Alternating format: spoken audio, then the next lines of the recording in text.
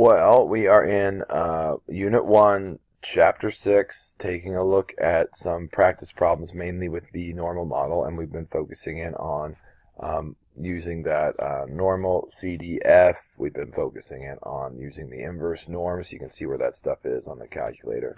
So all is well currently, but hopefully we can wrap up some of these with this video so we can kind of get through some of these problems as well. But the examples and the practice problems are great. Remember, if I'm moving too fast, all you have to do is make sure that you're pausing these videos, hunting around your calculator in order to find it, especially more than anything. So let's get started. So where we left off was basically implying that because in this problem we have our normal model, we have our mean weights and our standard deviation at once the 40th percentile. If you remember, percentiles basically say that you are better than 40 other percent, basically. That's me, and then the 40% are lower.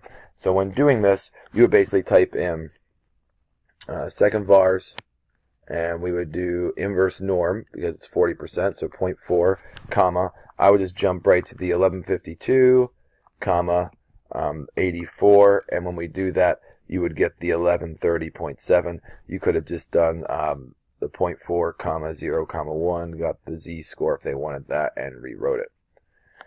So the weight at the 40th percentile would literally be the 1130.7 pounds. This means that 40% of the steers are expected to be less than that.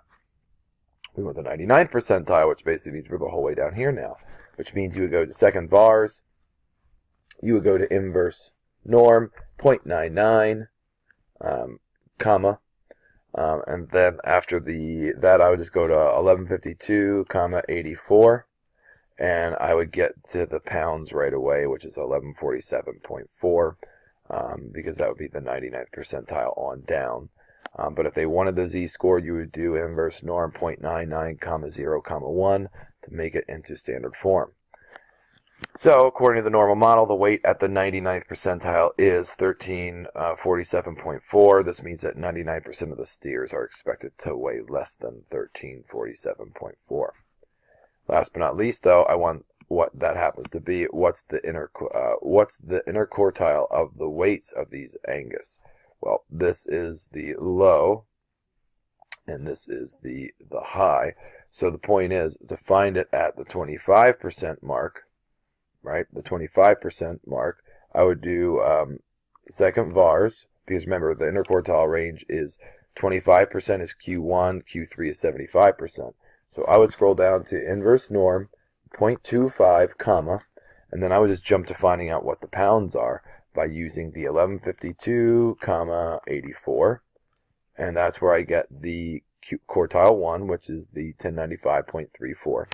But then I need the 75%, so now I would do second vars, and I would do inverse norm 0.75, comma, and then I would do the 1152, comma, 84, and that's where I do get the 1208.6 that they have. And then when I subtract those two, I get the 1113.3. That would be the fastest way that I could see to do it with the least amount of calculator space. So according to that, the interquartile range of the distribution of Angus steers is 113.3. I mean, you technically could have had this either way shaded in. I think they just did that to show you this is the range in between there. Consider the IQ model again one last time. What IQ model represents the 15th percentile? What IQ model represents the 98th percentile? What's the interquartile range again?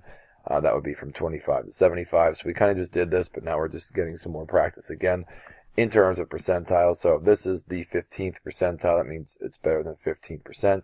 So you would do inverse norm 0.15, comma, 100, comma, 16, and that would give you this right away. All right. Or we could have just found the z-score by doing inverse norm 0.15, comma, 0, comma, 1. And when I would do that, I would get the z-score, and I could figure it out from there.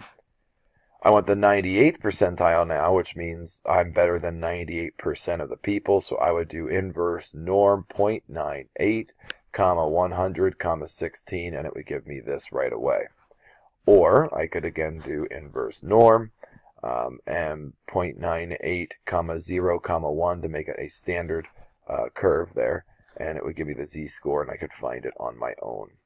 So according to the normal model, the 98th percentile of IQ scores is about 132.9. This means that we expect 98% of IQ scores to be lower than 132.9 points.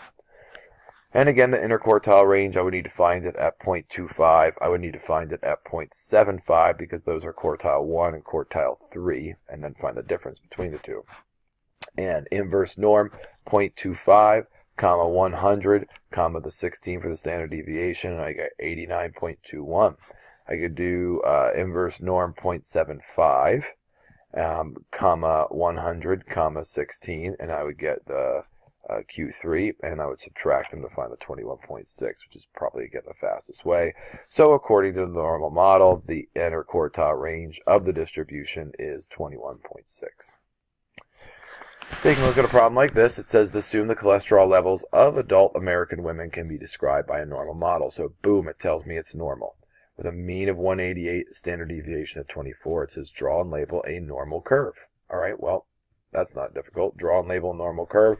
When they ask you that, you're just drawing the normal. All right, so I go, plot my mean, up 24, up 24, up 24, down 24, down 24, down 24. Label your 68, your 95, and your 99.7. It says, what percent of adults do you expect to have cholesterol over 200? Well, that's not there.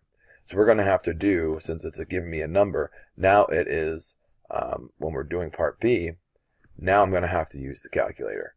And it is, we would do the second VARs, and we would go to the fast way here. I would do second VARs, I would do normal CDF, and it says levels over 200.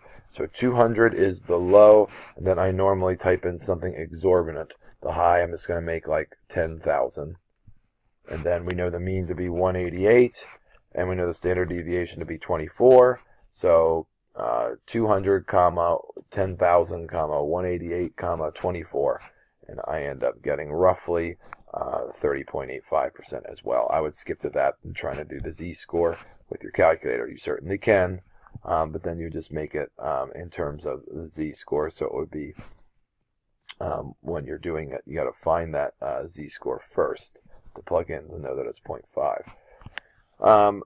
What percent of adult women do you expect to have cholesterol levels between 150 and 170? Again, the faster way for me, I would go to normal CDF. I know the low is 150, comma 170 is the high. Let me pull the picture up so you can at least see it. And then, comma, I know it's 188 for our mean, comma 24. And all in one step, I can get 0.169, which is roughly 17%. Of the data be in between there. So according to the normal model, 17% of American women are expected to have cholesterol levels between 150 and 170. Then it says to estimate the interquartile range of the data. Well, I need the 25 and the 75 again. So if I want that, if I want 25%, once you're talking about given percents, if they're telling you the percent, that's when you're going to second VARs, and now you're doing inverse norm of 0.25, comma. And now that it is 0.25, I now know that I want the 188, which is my mean, and my standard deviation of 24, giving me roughly 171.812. And then I need the 75%, so I go to second VARs, I do inverse norm, and I do 0.75, comma, and then I do the 188 for the mean, comma, standard deviation of 24, and I get 204.188. And then to find the range, I would subtract them to get roughly 32.376 points. For part D, and it says above what value are the highest 15% of women's cholesterol? So highest 15%, so I need the low. Remember, percentages go from low to high when we're doing this. When we do normal CDF, it also goes from low to high. So my low to high would be 0.85.